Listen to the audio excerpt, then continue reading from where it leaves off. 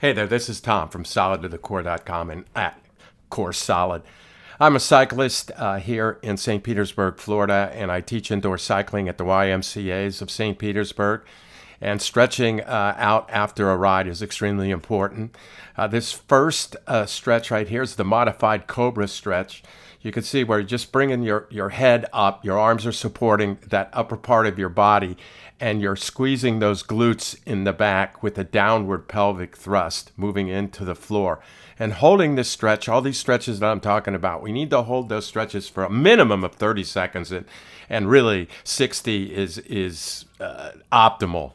A 60-second hold on these stretches. That is just a cat-cow real quick, up and down, up and down. Great stretch for that lower lumbar region.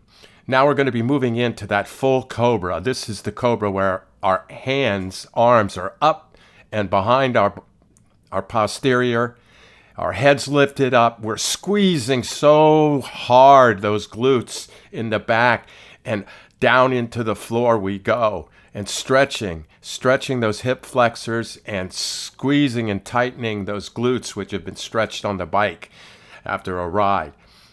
And we hold this one. This one's a tough one. This is probably the toughest the hold that there is for hip flexor stretch.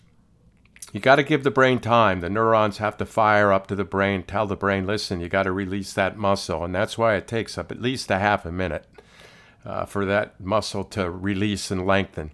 Then I'm just moving back in. This is kind of a yoga move, but I'm moving back into that modified Cobra. Once again, just getting that stretch on those hip flexors in the front. And now I'm coming up and I'm moving in to a hamstring stretch on that right side. This is where my knee replacement is. You can see I can't get that knee right now. After doing this stretch, the third rep of this stretch, I've got that thing flattened out, but it takes me a lot longer than my right side, just strictly from that surgery. So slowly but surely, you want to pull that kneecap, keep pulling that kneecap down until you get a nice flat, straight plane on that right leg. It's a little difficult for me. Now I'm coming out of that stretch, and I'm going to move immediately right in to the hip flexor psoas stretch, okay, on that left hand side. And that's just one where you want to squeeze that glute in and just squeeze it and hold that and let those hip flexors stretch out. Now I'm moving again, so don't fall down there, just keeping my balance, working around. Now you can see that my leg on this side, as I do this hamstring stretch, you can see that it's much flatter.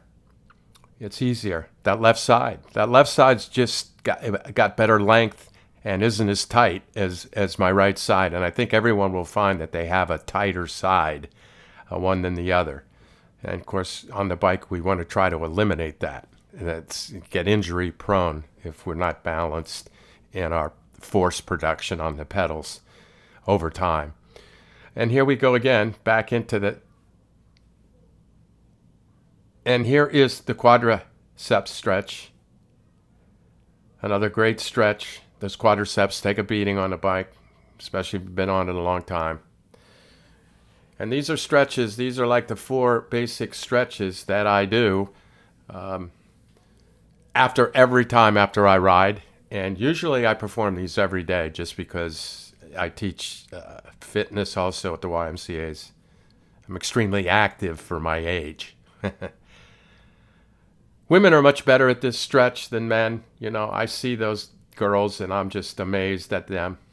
But anyway, that's it for now. And thank you. See you next time.